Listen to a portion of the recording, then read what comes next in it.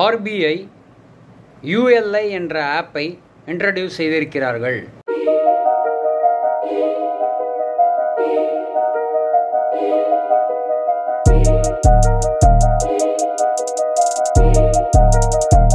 இதுதான் இந்த வீடியோவுடைய மிக முக்கியமான செய்தி. UPI கேள்விப்பட்டிருக்கோம், அது என்னங்க ULI அப்படிங்கிற ஒரு கேள்வி இருக்கும். அதை பற்றி ஃபுல்லாக பார்த்துடலாம். பார்க்குறதுக்கு முன்னாடி நான் எப்போதும் சொல்கிற மாதிரி வியூவர்ஸ் சப்ஸ்கிரைப் பண்ணிக்கோங்க. கமெண்ட் செக்ஷனில் கமெண்ட்ஸை கண்டிப்பாக பதிவு செய்யும். நான் பிரகாஷ் பேசுகிறேன், மோட்டிவேஷன் நியூஸ் சேனல்.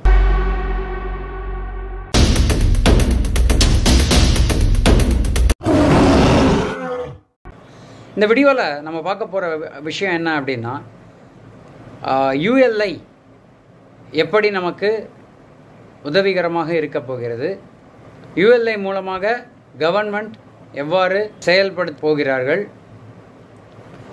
ULI எப்படி நம்மளுடைய இந்தியன் எக்கானமியை ரெவல்யூஷனைஸ்ன்னு சொல்லுவாங்க இல்லையா, அதாவது ஒரு புதுமையான ஒரு விஷயத்தை புகுத்த இருக்கிறார்கள் அப்படிங்கிற இந்த 3 டாபிக் இந்த வீடியோவில் பார்த்துடலாம் ஃப்ரெண்ட்ஸ். முதல் டாப்பிக்கான ULI என்றால் என்ன? நமக்கு தெரியும் UPI என்றால் என்ன அப்படின்னா யூனிஃபார்ம் பேமெண்ட் இன்டர்ஃபேஸ். அதாவது நமக்கு இப்போது இருக்கிற UPI ஆப்ஸ், ஜிபேயாக இருக்கட்டும், பேடிஎம்மாக இருக்கட்டும், ஜிபே, பேடிஎம் மற்றும் ஃபோன்பே, இந்த மாதிரி ஆப்ஸின் மூலமாக நமக்கு ட்ரான்ஸ்ஃபர் மிக எளிதாக நடக்கிறது. ஸோ இந்த மாதிரி பேமெண்ட் பார்த்திங்கன்னா பர்சன் டு பர்சன், கன்சியூமர்ஸுக்கு, பப்ளிக்குக்கு, எந்த விதமான செக்மெண்ட்டில் இருக்கிற ஒரு பாமர மக்கள்லேருந்து பிஸ்னஸ்மேன் வரைக்கும், பணக்காரர்கள் வரைக்கும் உதவிகரமாக இருக்கும் ஒரு விஷயம் UPI. அது எல்லாருக்குமே தெரிஞ்சது. UPI இன்ட்ரடியூஸ் ஆனவுடனே என்னாச்சு, நம்ம இந்தியாவில் ஒரு ரெவல்யூஷன் நடந்தது. முதல்ல எதிர்கட்சிகள் கூட சொன்னாங்க, இந்தியாவில் அதெல்லாம் வேலைக்கு ஆகாதுப்பா அப்படின்னு சொன்ன அந்த காரணத்திலேருந்து ஆரம்பித்து, எல்லாருமே கரிகா கடையிலேருந்து ஆரம்பித்து கோல்டு மற்றும் பெரிய இண்டஸ்ட்ரியல் இன்ஸ்டிடியூஷன்ஸ் வரைக்கும் UPI சுலபமாக எங்கும் எதிலும் சொல்லுவாங்க இல்லையா, தர ரேட்டுக்கு இறக்கிட்டாங்க. அது மாதிரி பட்டி தொட்டி எங்கும் UPI அப்படின்ற மாதிரி கான்செப்ட் இந்தியாவில் மிகப்பெரிய ஒரு ரெவல்யூஷன் நடந்தது. இதனுடைய பெனிஃபிட் என்ன அப்படின்னு பார்த்தீங்கன்னா, வெரி கிளியர், கரப்ஷன் நீக்கப்பட்டது. முன்னாடி சொல்லுவாங்க பேப்பர் ஒர்க் நிறைய இருக்கும், எந்த விதமான இதுலேயும் நம்ம போய் ஒரு பேங்க்கில் போய் பாஸ்புக் இது பண்ணி அந்த மாதிரி ஒர்க்ஸ் எல்லாமே எளிதாக குறைக்கப்பட்டது ஒரு விஷயம் மக்களை பொறுத்தவரை. அதே சமயத்தில் ஏதாவது ஒரு பேமெண்ட் வரணும் அப்படின்னா கவர்மெண்ட் டு பீப்புள் டைரெக்டாக இருந்தால் அது மல்டி லேயர்ஸை அவாய்ட் பண்ணும். மல்டி லேயர்ஸ் அவாய்ட் பண்ணால் காஸ்ட் ஆஃப் ட்ராவல் டிக்ரீஸ் ஆகும். காஸ்ட் ஆஃப் ட்ராவல் மட்டும் இல்லாமல் கமிஷன்ஸ் மற்றும் அதனோட ரிலேட்டட் கரப்ஷன் சார்ஜஸ் எல்லாமே குறைக்கப்படும். இது எல்லாமே வெற்றிகரமாக செய்து முடித்தனர் UPI மூலமாக. இப்பொழுது அடுத்த phase, RBI Shaktikanta Das, RBI governor launch பண்ணின இந்த ப்ராஜெக்டான ULI அப்படின்னா யூனிஃபார்ம் லெண்டிங் இன்டர்ஃபேஸ். இதனுடைய பயன்பாடுகள் என்ன அப்படின்னா, இது ஒரு எப்படி மக்களுக்கு UPI இருந்ததோ அது மாதிரி லெண்டர்ஸுக்கு ULI. சரி, என்னப்பா சொல்கிற, லெண்டர்ஸா அப்படின்னா நான் தெளிவுபடுத்துகிறேன். லெண்டர்ஸ் அப்படின்னா யார்?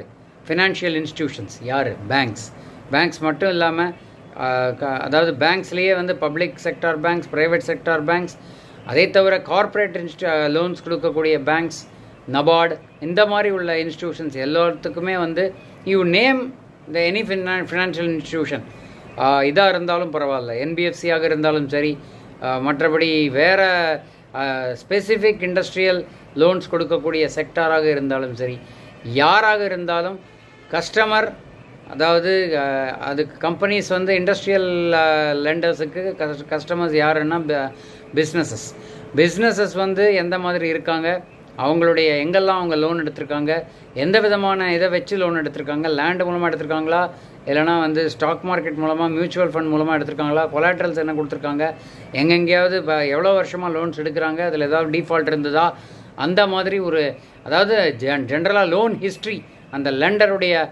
லெண்டர்னு சொல்கிறத விட யாருக்கு லோன் வேணுமோ அவங்களுடைய ஹிஸ்ட்ரியே எடுத்து கொடுத்து விடுவார்கள். இப்போ நம்ம சிபில் இருக்கிற மாதிரி ஒரு சிஸ்டம் ULI மூலமாக லெண்டர்ஸுக்கு கொடுக்கப்படும். ஸோ இந்த app UPI app customers use பண்ணுற மாதிரி லெண்டர்ஸ் எல்லாருமே ULI ஆப் யூஸ் பண்ணுவாங்க. இப்போ UPI ஆப்னு பார்த்துட்டோம். UPI ஆப் கிட்டத்தட்ட நமக்கு ஒரு 7-8 வருடங்களில் தயாராகி இந்த ப்ராஜெக்ட் ஃபுல் ஃப்ளெஜ்டாக நடந்தது. அதற்கு பிறகு இப்போ இது யூஎல்ஐ ஆப் இதே 7 to 8 years மினிமம் பிடிக்கும். பைலட் டெஸ்ட்டாக தான் இப்போ லான்ச் பண்ணியிருக்காங்க. டெஃபினட்டாக வந்து இது 8 yearsக்கு அப்புறம் பார்த்தீங்கன்னா இது மேசிவ் சேஞ்ச் கொடுக்கக்கூடியது. ஒரு சின்ன எக்ஸாம்பிள், இது வரைக்கும் நான் சொன்னதில் வந்து சில பேருக்கு புரிஞ்சிருக்காது. ஒரு சின்ன ஒரு எக்ஸாம்பிள் சொன்னேன்னா உங்களுக்கு கப்புன்னு பிடிச்சிப்பீங்க. இன்கம் டேக்ஸ் எல்லாம் வந்து எல்லோரும் கட்டுறோம் கரெக்டாக.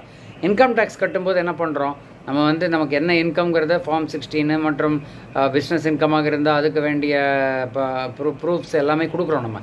ஸோ அந்த மாதிரி கொடுக்கும்போது முன்னாடி என்ன பண்ணியிருந்தாங்க, உங்களுக்கு வந்து ஃபார்ம் 26ASன்னு கொடுப்பாங்க. அதில் வந்து எல்லாமே என்ன விதமான இன்வெஸ்ட்மெண்ட் பண்ணியிருக்கோம், எவ்வளோ இன்ட்ரெஸ்ட் வந்திருக்கு, இன்ட்ரெஸ்ட் இன்கம் என்ன எல்லாமே வந்துடும். அதில் சில விஷயங்கள் அரைகுறையாக வந்து கொண்டிருந்தது. இப்போ இது பார்த்திங்கன்னா ஆனுவல் இன்ஃபர்மேஷன் சிஸ்டம் ஏஏஎஸ்ன்னு சொல்லுவாங்க. அப்புறம் இன்னொரு டிஐஎஸ்ன்னு ஒன்று இருக்குது. அது எல்லாமே ஏஏஎஸில் பார்த்தீங்கன்னா உங்களுடைய சரித்திரமே அதில் இருக்கும். அதை வச்சு பேங்க்கே வந்து கொஞ்சம் காலத்தில் முன்னாடியே பேச்சு இருந்தது. கொஞ்ச காலத்தில் கவர்மெண்ட்டே இதெல்லாம் பார்த்துட்டு நீங்கள் இவ்வளோ இன்கம் வாங்கியிருக்கீங்க, இவ்வளோ டேக்ஸ் கட்டணும், டேக்ஸ் கட்ட போக உங்களுக்கு வந்து நீங்கள் இன்னும் வந்து நீங்கள் இவ்வளோ டேக்ஸ் கட்ட வேண்டியிருக்குன்னு ஒரு பக்கம் சொல்லலாம். நிறையவே டேக்ஸ் கட்டிட்டீங்க, உங்களுக்கு ரீஃபண்ட் தரேன்னு கூட சொல்லிடலாம். அந்த மாதிரி ஒரு சினாரியோவுக்கு இந்தியா வந்து கொண்டிருக்கிறது. இதை போலவே லெண்டர்ஸுக்கு வந்து எங்கே வேணால் நீங்கள் லோன் எடுங்க, எந்த இன்ஸ்டியூஷன் வேணால் எடுங்க. ஒரு மாஸ்டர் டேட்டா பேஸ், இப்போ நான் லோன் எடுக்கிறேன்னா நான் எங்கெல்லாம் எடுத்திருக்கேங்கிறத பற்றி என்னுடைய சரித்திரமே வந்துவிடும். நீங்கள் எடுத்திருக்கீங்கன்னா உங்களுடைய சரித்திரமே வந்துவிடும். இந்த மாதிரி ஒரு சிஸ்டம் தான் வந்து யூஎல்ஐ. ஸோ யூஎல்ஐ அப்படிங்கிற ப்ரீஃப் என்னென்னா பப்ளிக் டெக்னாலஜி பிளாட்ஃபார்ம், எஃபிஷியன்சிக்காக உருவாக்கப்பட்டது. இது வந்து காஸ்ட் குறையும். ரெடியூஸ் காஸ்ட்டுன்னு சொல்லும்போது நிறைய பேர் லோன் எடுக்கிறதுக்காக பேப்பர் ஒர்க்ஸ்லேருந்து டைம்லேருந்து அங்கங்கே சிக்னேச்சர்ஸ் பல விதமான ப்ரொசீஜர்ஸ் எல்லாத்தையும் வந்து அவாய்ட் பண்ணிடலாம். குவிக்காக வந்து டிஸ்பர்ஸ் ஆகிடும். நம்ம அவ்வளோ தூரம் வெயிட் பண்ணிவிட்டு ப்ராசஸ் பண்ணிவிட்டு சொல்கிறாங்கன்னு சொல்லி 1 வாரம் 10 நாள் 1 மாதம்னு இழுத்தடிக்காமல் இம்மிடியேட்டாக வந்து நம்ம எப்படி ஒரு கிளிக்லேயே வந்து நமக்கு பேமெண்ட் பண்ண முடியுதோ அதே மாதிரி கிளிக்லேயே வந்து நமக்கு லோன் கிடைத்து விடும் என்ற ஒரு சிஸ்டத்துக்கு கொண்டு வராங்க. ஸ்கேலபிலிட்டி எப்படி வந்து நமக்கு யூபிஐ வந்து மாசஸாக நம்ம 450 கோடி மக்களுக்கும் வந்து சேர்ந்ததோ அதே போல் யூஎல்ஐயும் வந்து பலதரப்பட்ட மக்களுக்கு பல செக்மெண்ட்ஸுக்கு வந்து ஈஸியாக ஸ்கேல் பண்ணி கொடுக்கக்கூடிய ஒரு விஷயம் இருக்கிறது. ஃப்ளோ ஆஃப் இன்ஃபர்மேஷனும் பார்த்திங்கன்னா ஸ்மூத்தாக இருக்கும். லேண்ட் ரெக்கார்ட்ஸ் பல ஸ்டேட்ஸில் இருந்தாலும் எல்லாத்தையும் இன்டகிரேட் பண்ணி கொண்டு வந்துவிடும். ஸோ எந்த விதமான தடைகளும் இல்லாத ஒரு கடன் கொடுக்கப்படும் அப்படிங்கிற ஒரு கேரண்டி கொடுக்கக்கூடிய ஒரு விஷயம்தான் பிஎல்ஐ. இதுதான் நான் சொல்ல வந்த விஷயம் ஃப்ரெண்ட்ஸ். இந்த ஒரு விஷயம் புதுமையானதாக இருந்ததால் நான் வந்து உங்களுக்கு ஷேர் பண்ணலாம்னு நினச்சேன்.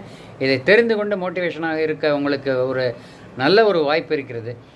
என்னுடைய இது என்னென்னா, இப்போ லெண்டிங்லேயும் வந்து இதை கொண்டு வந்துட்டாங்கன்னா, இப்போ நம்ம பார்த்தோம் கொஞ்ச நாள் முன்னாடி அடாக், அதாவது ரிலையன்ஸுடைய அனில் அம்பானி குரூப் வந்து அடுத்தது அவங்களுடைய பெரிய ஒரு ஸ்கேம் பண்ணியிருக்காங்க. கேபிட்டல் மார்க்கெட்லேருந்து 5 வருடத்திற்கு பேன் செய்யப்பட்டிருக்கிறார். கிட்டத்தட்ட 50,000 கோடி கிட்டத்தட்ட அவங்க இது பண்ணியிருக்காங்கன்ற ஒரு குற்றச்சாட்டும் வருகின்றது. இந்த மாதிரி பிரச்சனைகளை வந்து நம்ம அவாய்ட் பண்ணக்கூடிய ஒரு விஷயம். ஏன்னா வந்து அவங்க இதில் பார்த்திங்கன்னா கேபிட்டல் ஒர்க்கிங் கேபிட்டல் லோன் எடுத்துகிட்டு அதை வந்து அன்செக்யூர்ட் லோனாக பல விதமான பர்சனல் மோட்டிவ்ஸ்க்காக ஸ்விண்டில் செய்திருக்கிறார்கள்ங்கிறது தான் அலகேஷன். ஸோ இந்த மாதிரி விஷயங்கள் ஸ்க்ரூட்டினி செய்யப்பட்டு இம்மிடியட்டாக யார் அவங்களுடைய கிரெடிட் ஹிஸ்ட்ரி என்ன, அவங்களால கொடுக்க முடியுமா, வேறு ஏதாவது இதில் மாட்டிக்கிட்டு இருக்காங்களாங்கிற கிளியர் இதை பார்த்துட்டு banks can easily take a call and disburse அப்படிங்கிறது தான் வந்து என்னுடைய இந்த வீடியோவின் சாரம். இதுதான் நான் சொல்ல வந்த யூஎல்ஐ பற்றிய விஷயங்கள். ஸோ இப்போ யூபிஐ பார்த்துட்டோம், யூஎல்ஐ பார்த்துட்டோம். அடுத்து யூபிஐ யூஎல்ஐ உடைய இதை வச்சு கவர்மெண்ட் என்ன சொல்கிறாங்க அப்படின்னு பார்த்திங்கன்னா, இது கரப்ஷனை இம்மிடியேட்டாக ஒழிக்கக்கூடியது. அதை தவிர நான் பர்ஃபார்மிங் அசட்ஸ்ன்னு சொல்லி இப்போது கடன் நான் வாங்குகிறேன் ஆனால் சரியாக நான் கட்டலைன்னா பேங்க்குக்கு அது வந்து நான் பர்ஃபார்மிங் அசட்டாக வந்துடும், என்பிஎஸ்ன்னு சொல்லுவாங்க.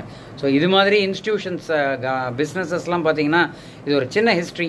2001 2002 எக்கானமி நல்லா இருந்ததுன்னு நிறைய பிஸ்னஸஸ் வந்து பெரிய லெவலில் நம்மளும் வந்து இதை கேபிட்டலைஸ் பண்ணிடலாம்னு சொல்லி இறங்கினாங்க. அப்போது கேபிட்டலைஸ் பண்ணலான்னு இறங்கும்பொழுது அதுக்கு சப்போர்ட்டாக கொடுக்கக்கூடிய இன்ஸ்டிடியூஷன்ஸ், ஃபினான்ஷியல் இன்ஸ்டிடியூஷன்ஸ், பேங்க்ஸ் மற்றும் என்பிஎஃப்சிஸ் அவங்க எல்லாம் கடன் கொடுத்தார்கள். 2007-8 ரெசெஷன் வந்த பொழுது எல்லோருமே ஸ்டக் ஆகிட்டாங்க. அதனால் வந்து இன்ட்ரெஸ்ட்டும் வந்து வருமா அப்படிங்கிற ஒரு செய்தியும் ஒரு கேள்விக்குறியும் வந்து விட்டது. ஸோ நிறைய வந்து இன்ட்ரெஸ்ட் ரேட்ஸை குறைக்கும் ஒரு விஷயமாக இருந்தது. ஸோ இந்த மாதிரி நமக்கு அன்பிரடிக்டபிலிட்டி இருந்த ஒரு எக்கானமியில் அன்பிரடிக்டபிலிட்டி இருக்குது. இன்னொரு பக்கம் பார்த்திங்கன்னா ஃபார்மர்ஸை பொறுத்த வரைக்கும் நிறைய பேர் வந்து ஃபார்மர்ஸுக்கு லோன்ஸ் கொடுப்பாங்க. லோன்ஸ் கொடுக்கும்போது எந்த ஃபார்மர் பேசிக்கலி வந்து கிளைமேட்டை நம்பி தான் வாழ்கிறாங்க. ஸோ அவங்க வந்து கொடுப்பாங்களா இல்லையா அப்படிங்கிற கேரண்டி பேங்க்ஸுக்கே தெரியாது. ஸோ டெஃபினட்டாக வந்து பேங்க்ஸ் வந்து என்ன பண்ணுவாங்க அப்படின்னா கண்டிப்பாக வந்து இந்த மாதிரி அவங்களுக்கு இந்த டேட்டா கையில் இல்லாத காரணத்தினால் அவங்க வந்து கஷ்டத்திற்குள் ஆனார்கள். ஏன்னா வந்து ஒரு குத்து மதிப்பாக கொடுத்துட்டு சில இடத்துல மாட்டிக்கிட்டாங்க. ஸோ இந்த மாதிரி விஷயங்கள் இந்த ட்ராக் ரெக்கார்டு, கிரெடிபிலிட்டி இதெல்லாம் வச்சு ஃபார்மர்ஸுக்கு கூட மாஸ் ஸ்கேலில் கொடுக்கக்கூடிய ஒரு வாய்ப்பு யூஎல்ஐ மூலமாக வந்திருக்கிறதுன்னு சொல்லலாம். ஸோ இந்த மாதிரி இன்டகிரேஷன் வரும்பொழுது கண்டிப்பாக பேப்பர் ஒர்க்ஸ் இருக்காது, கரப்ஷன் அவாய்ட் ஆகிடும், எந்த விதமான சார்ஜஸும் பெருசாக இருக்க வாய்ப்பு இல்லை. ஸோ டெஃபினட்டாக easy for the lender, easy for also the person who takes a லோன்கிற மாதிரி வருது. ஸோ டெஃபினட்டாக இது ஒரு நல்ல ஒரு விஷயமாகத்தான் தோன்றுகிறது. அடுத்து கடைசி இறுதியான கட்டம் நான் சொல்ல விரும்புகிறது, ஆர்பிஐ கவர்னர் இன்னொரு விஷயம் சொன்னார். அதில் வந்து என்னென்னா ட்ரினிட்டி அப்படின்னு ஒரு கான்செப்ட் கொடுத்தார். யூபிஐ யூஎல்ஐங்கிறது இப்போ வந்த ஒரு டெவலப்மெண்ட். இதற்கு முன்பாக யூபிஐ யூஎல்ஐக்கு முன்பாக வந்த விஷயம் என்னென்னு பார்த்தீங்கன்னா jam, Jan Dhan, Aadhaar, mobile. So Jan Dhan மூலமாக அக்கௌண்ட்ஸ் டைரெக்டாக போயிடுச்சு, எல்லாருக்கும் கவர்மெண்ட் டு பீப்புள் கனெக்ட் வந்துருச்சு, கரப்ஷன் அவாய்ட் ஆகிடுச்சு. ஸோ அதே மாதிரி ஆதாரை வைத்து தான் ஆதாரமாக எல்லா விதமான ப்ராசஸிங்கும் நடந்தது. ஸோ மொபைல் மூலமாக இம்மிடியட் கிளிக்காக நடந்தது. ஸோ இது ரெண்டும் இருக்குது. அடுத்தது இன்னொரு ஒரு இது சிபிஎஃப்சின்னு சொல்லி ஒரு இது சொல்லியிருக்காங்க, அது நம்ம தான் எடுப்பாங்க. அதை பற்றி வரும்போது நான் அப்டேட்ஸ் கொடுக்குறேன். ஸோ என்னை பொறுத்தவரை இது இந்த சில விஷயங்கள் உங்களிடம் பகிர வேண்டும் என்பதற்காக தான் இந்த வீடியோ நான் போட்டிருந்தேன். இது உங்களுக்கு யூஸ்ஃபுல்லாக இருக்கும்னு நினைக்கிறேன். இந்த மாதிரி விஷயங்கள் உங்களுக்கு வேறு ஏதாவது டாபிக்ஸ் தேவைன்னா சொல்லுங்கள், நான் பண்ணுறேன். அதே மாதிரி என்னுடைய கேள்வி என்னென்னா, நீங்கள் என்ன நினைக்கிறீங்க? இந்த யூஎல்ஐ வந்தால் இந்த லெண்டிங் ப்ராசஸ் இந்த அளவு ஈஸியாக நடக்குமா, ஸ்கேலபிளாக இருக்குமா? நீங்கள் யூபிஐ ஆல்ரெடி நிறைய பேர் யூஸ் பண்ணிகிட்ருக்கோம். ஸோ டெஃபினட்டாக அந்த எக்ஸ்பீரியன்ஸ் வச்சு இந்த மாதிரி இது எப்படி இருக்கும், நிறைய பேர் இன்ஸ்டியூஷன்ஸில் மற்றும் கம்பெனிஸ்லும் ஒர்க் பண்ணுவீங்க. டெஃபினட்டாக உங்களுடைய கருத்துக்கள் என்ன மாதிரி இருக்குங்கிறத அவருடைய ஃபீட்பேக்கை ஷேர் பண்ணும்படி கேட்டுக்கொண்டு இந்த பதிவைத்துடன் முடிவு செய்கிறேன். சுவாரஸ்யமான தகவலுடன் மீண்டும் இணைவோம். நன்றி, வணக்கம்.